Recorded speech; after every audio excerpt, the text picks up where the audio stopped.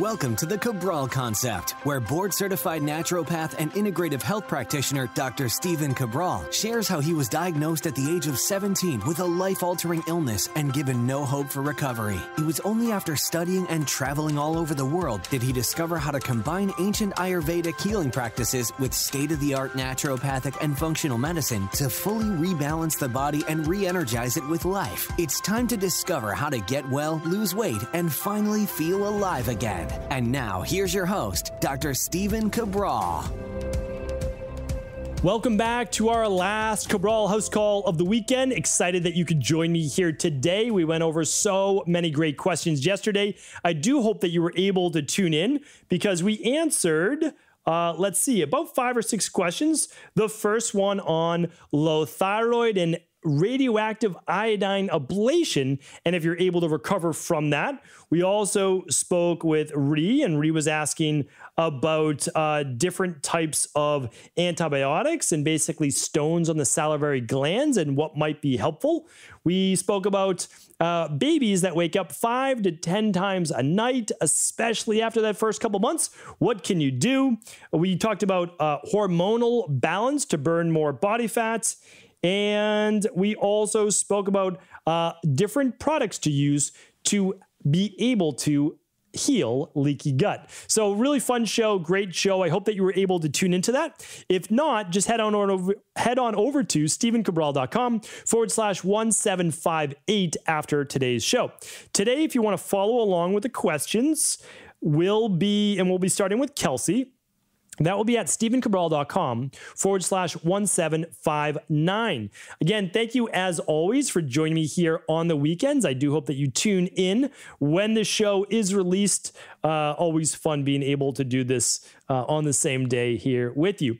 Okay, first things first, just want to share with you every single weekend, if you're new to the show, we go over all things wellness, weight loss, anti-aging. We go over some health coaching questions, anything goes really, mindset, anything related to mind, body, and getting the most out of life. That's what we really try to talk about. I always share with people, I just want people to know I can't give you medical advice. I can't share with you a diagnosis. I can't give you medical-based protocols or treatments or cures, right? That's not what this show is meant to be. That's the disclaimer. What I can do is share with you over 20 years of experience, 250,000 client appointments, and just really looking back as to all of the different people that we've worked with in the past and currently work with today, and hopefully giving you a better place to look in terms of rebalancing your underlying root causes, keeping you from the life that you want to live. All right.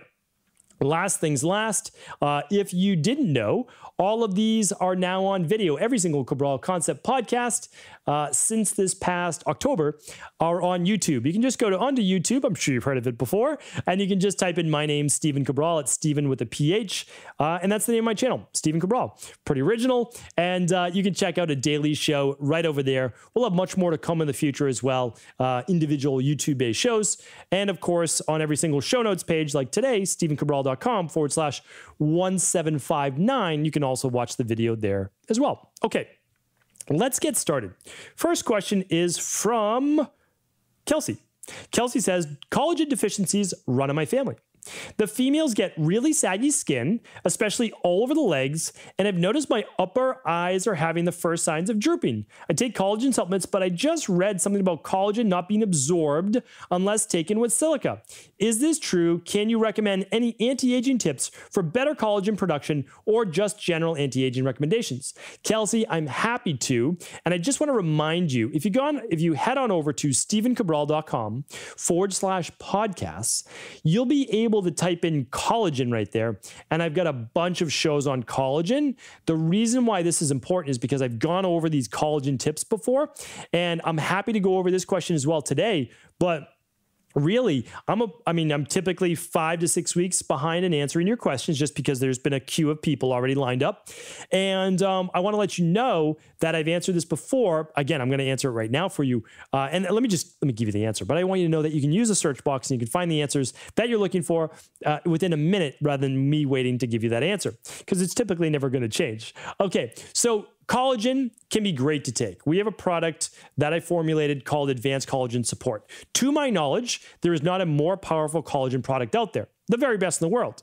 It's the only product that I know of that has 3 patent ingredients: Mobilee, Tendoactive, and Fortigel, right? I've never seen any other product with 3 patent ingredients. It's expensive for us to make.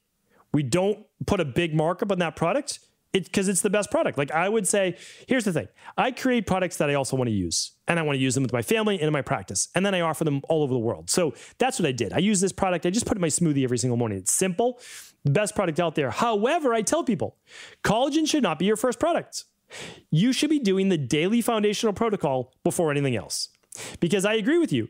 Your body needs all the cofactors. So if you're not using a good daily activated multi or the daily nutritional support, if you're not using omega-3s, go with that.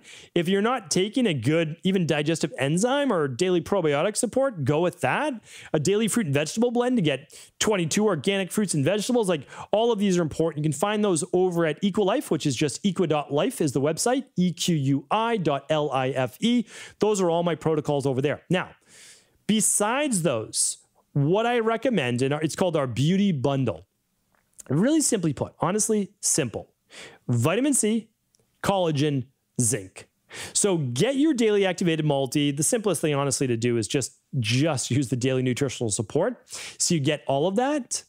And then you can use the zinc, you can use the vitamin C to make more of your own collagen.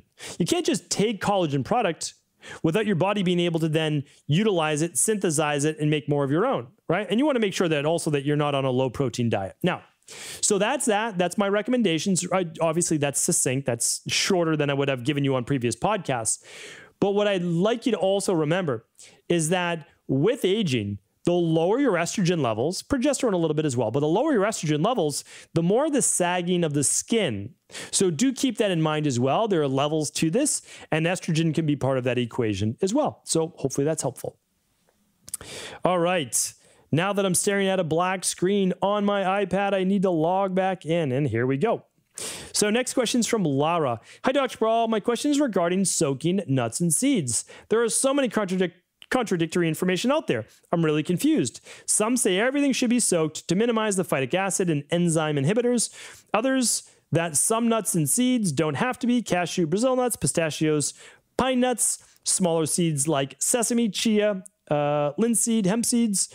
Which info is correct and why? Then you read that it should be soaked in water with a little salt in it, but a nutritionist I asked said that binds the minerals in them and takes it out of the nuts, so it's not recommended. Then there is so many different information on how long to soak, which nuts, seeds, and grains and legumes, how long is best for which. Then some say to soak in a refrigerator, others not to. How about roasting them afterwards? Does that take away any of the nutrients, or just leaving them soaked and probably refrigerated so they don't go bad?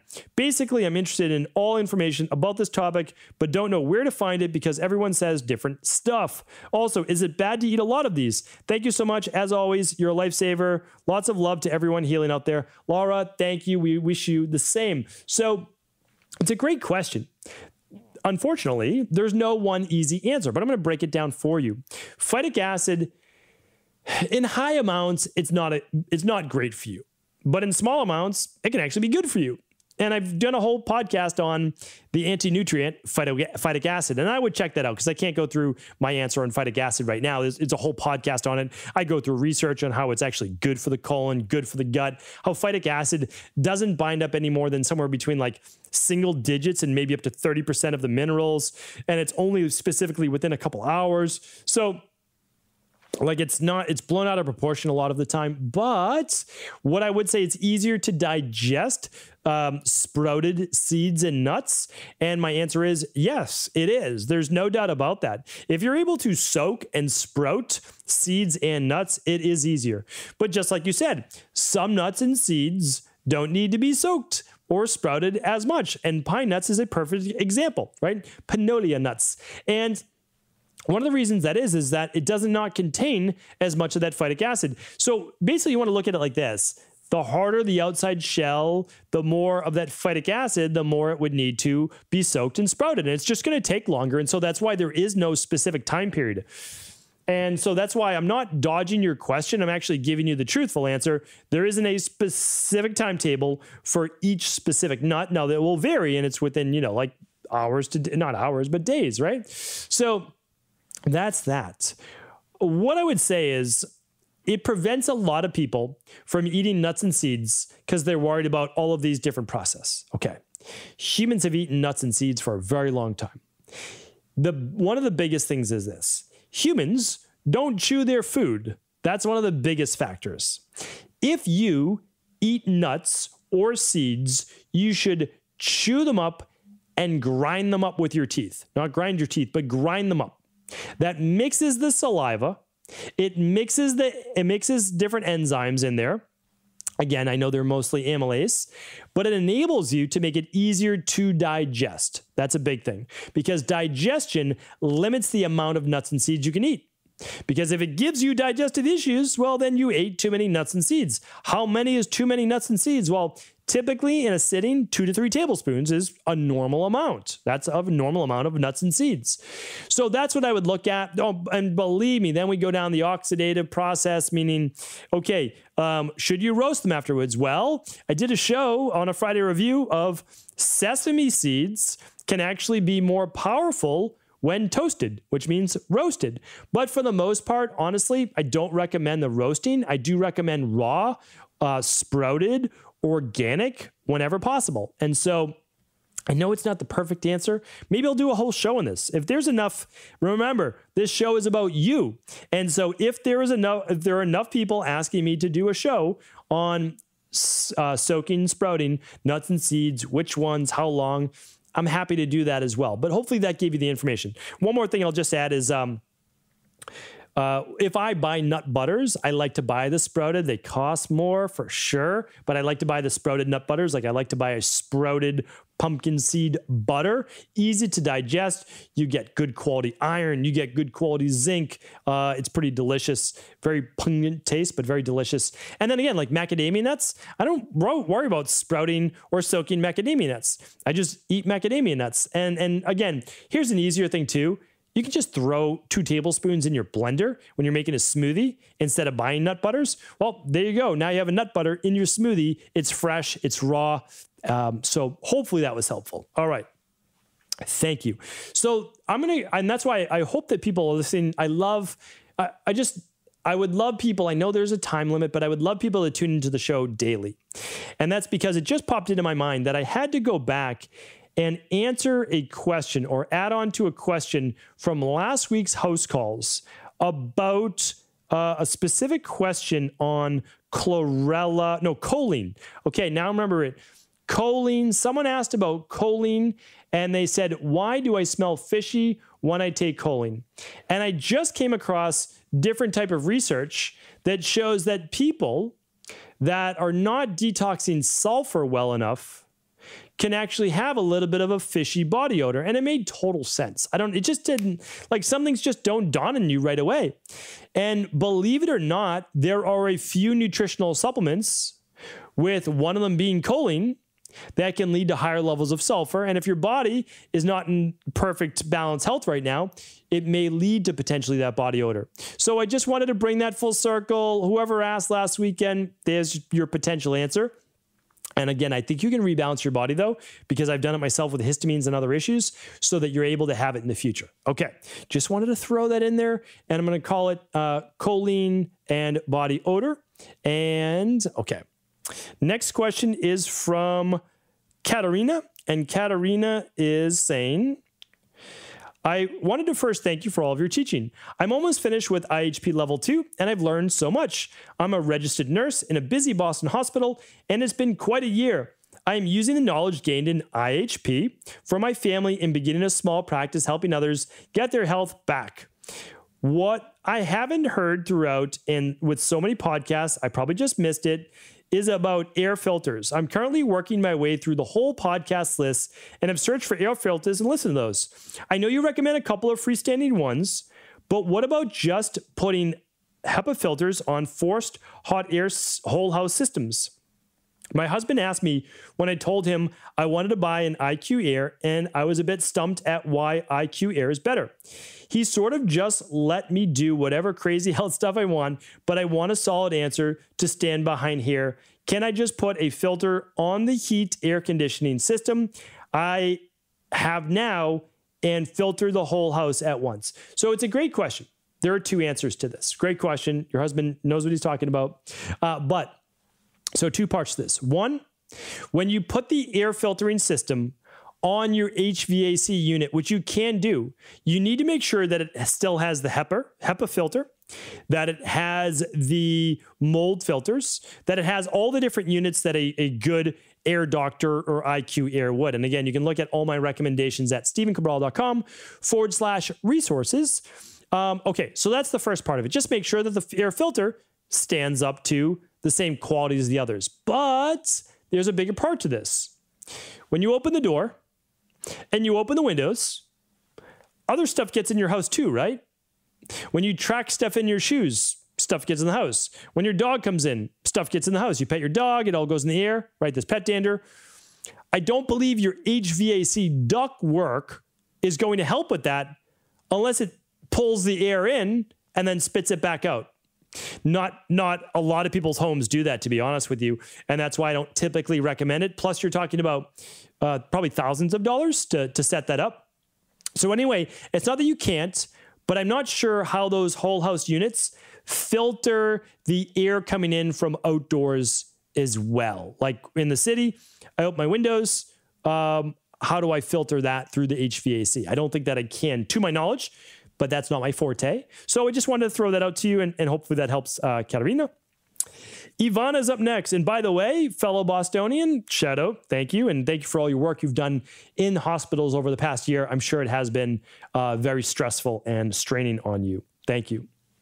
Okay, up next is Ivana. And Ivana says, hi, Dr. Cabral. 2 years ago at age 22, I was diagnosed with Crohn's and had 5 centimeters of my small intestine removed due to a stricture. I am fully in remission, no medication, sticking to the kind of lifestyle you promote and doing great. I did the CBO protocol and now I'm on the CBO finisher. I cannot thank you enough for creating something like this protocol. It did wonders for me and I can't believe something so simple made a huge difference. Although I feel great now, I know that at some point in a year or two, I will need to do a colonoscopy or an MR enterography to check on my intestines. As you probably know, when preparing for such a procedure, they give you a bunch of aggressive laxatives and are artificially flavored and full of additives. How harmful is this in terms of wiping out the good bacteria in the intestines? Would there be any alternative way of cleansing your intestines? For instance, drinking just liquids and shakes for 2 days and then taking some more natural laxatives. Would it be useful to do the CBO protocol after the procedure? Thank you for all the work you do. The fact that the information you share in your 3-month protocol helped me more than 7 years of doctor's appointments says it all. All the best. Ivana, thank you very much. I mean, that means the world to me. I mean, that's why I do what I do, right? I mean, this is very important to me. The CBO protocol, there's nothing else like it in the world. It took me a good, strong decade to develop, and I'm really excited. It's a flagship product that we offer, and we are now happy to ship it all around the world. So that means a lot to me, as you just said there. But what I'd like to share with you is that when you do a colonoscopy, what the doctors do is they give you those liquids, and they're meant to essentially remove everything from your intestines. And that's so they can get a clear picture. And it's very important that they get a clear picture. So I can't give you medical advice, and so I can't tell you that you could fast for 2 days doing liquids only and take more natural laxatives, like the intestinal cleanse, to get that all out of your body. So, but you could choose to do that. It's your choice. It's your body. And that's that. And basically, like, worst cases, they're going to see still some stool in there, and it's going to make their job more challenging. So that's going to be up to you. Again, it's your body. It's your choice. What I would say is, if you do use all of their different laxatives and drinks and artificial sweeteners, I don't necessarily believe that I would do the full CBO protocol. That's probably not something that I would do. However, I would use that CBO finisher again, most likely to repopulate the gut and really help with that gut wall. But instead of doing it for 12 weeks, you could just do it for that month-long protocol. That's most likely what I would do.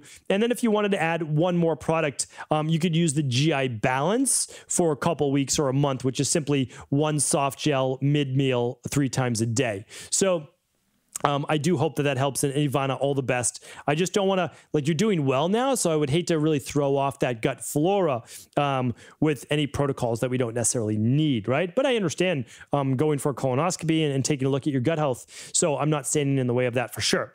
All right, Brianna is up next. Hello. So my doctor recommended me to go on the Candida diet, and I noticed there's a Candida and bacterial optimizer protocol, and I definitely want to try this due to the fact that I'm having a hard time coming up with meals to eat. However, I did notice one of the probiotics does have milk in it, and I've been vegan, plant-based for almost 5 years now, and I don't have dairy. So is there any way I could get this protocol without the probiotic that's on there and has milk? I'm currently taking a probiotic from my doctor, and the strains are the same -2 strains. Okay, great question, Brianna. So please listen to my podcast that says Candida diets don't work. All right, you can just go to stephencabral.com/podcast and check this out. There's a caveat. You need to do a Candida diet, but it doesn't work by itself. And that's because you don't stay in a Candida diet for the rest of your life. And when you go back to eating normal food, the Candida just grows right back because you didn't rebalance the gut flora. So you want to do the diet with the CBO protocol. So we give all of that to you. Remember, our nutritional supplements are not the end-all be-all. They come with a protocol of how you then really get the body healthy. So it's nutritional supplement protocols plus food plans plus all the good lifestyles. So that is that with that. And by within 3 months, within 12 weeks, there's a product in there that has, now again, it doesn't have any milk, but we have to state that. The probiotics that come from that are extracted from milk, grown from milk, right? So they aren't milk. They're the good bacteria that's grown from milk. But we have to state that for FDA because we are one of the only companies, by the way, that states exactly what's in our products. Most companies, they don't label their products properly. They don't state exactly all the other ingredients. They don't put everything in there. But we're committed to letting you know that we do quality assurance testing. The dosages in there are actually what's in there, that we test for heavy metals. We do everything FDA by the book. Like, honestly, that's what we do. No GMOs in any of our products. Anyway, so within a few months, even the milk will be completely gone because we're just going to grow them in a different way. That's all. Okay, but yes, you can contact our company and we can help you with that. So what we'll do is we'll just take out that one probiotic. By the way, it's not all 3. So keep in mind, you don't want to use probiotics the first month of a CBO protocol. You use a very specific one, which is Saccharomyces boulardii. Then you move into single strain probiotics, which, by the way, month 2 is still dairy-free. That is one of the only dairy-free acidophilus on the market. And then by month 3, we move into that much more full spectrum. So you want to do these in specific order. That's why the CBO protocol is one of a kind. That's why it works so well. So I think I answered that pretty in depth. So Brianna, hopefully that's helpful. Just reach out. Just literally type support@equi.life. Support@equi.life, and we'll take care of you. There's no doubt about that. That's what we're committed to doing. All right. Brandon's up next. Do we have time for another question? No, we are over our limit. All right, Brandon, you'll be first next week. So I wanted to thank everyone who wrote in today, everyone, of course, that is listening to the show. We are at our time for today, but the show always goes on each and every day on the Cabral Concept. You can watch it at stephencabral.com, your favorite podcast player. You can watch it on YouTube. Check out the video every single day as well. So again, thank you so much, and I'll be back tomorrow with our Motivation and Mindset Monday. I'll talk with you then. Before you go, I wanted to ask you this question. What if I could teach you in just a couple of hours how to transform your thyroid, hormones, adrenal, cholesterol, blood pressure, blood sugar, weight loss, energy, mood, brain, pregnancy, anti-aging, or many other health-related issues? After 20 years in private practice, after seeing and overseeing 250,000 client appointments, I sincerely feel I have the real-world data and have found the answer you've been searching for. So what I've done is spent hundreds of hours of my own time refining what you need to know in order to uncover your underlying root cause health issues and then begin to rebalance the body and bring it back to a state of robust health and wellness. I'm going to teach you exactly what I do in my private practice so you can understand how you got here and now what you need to do in order to heal. You'll receive all of the important success checklists, protocols, and even ways to customize it to make the program fit your busy life. And you'll get all of this at a fraction of the price. Let me save you the time, money, energy, stress, and frustration of not knowing what to do next. Instead of reading dozens of books on the topic and seeing multiple practitioners, I will condense everything that you need to know in just a few hours of video tutorials that you can watch and listen to anywhere. Together, we will make this healing process an enjoyable one that you can take with you for the rest of your life. I wish you all of the best of health and happiness, and I hope to be able to guide you on your healing journey through my health results accelerators. Simply choose the health imbalance you're currently suffering from, and by the end of today, you'll know what went wrong and how to get well again. I guarantee it. For details, head over now to stephencabral.com/courses.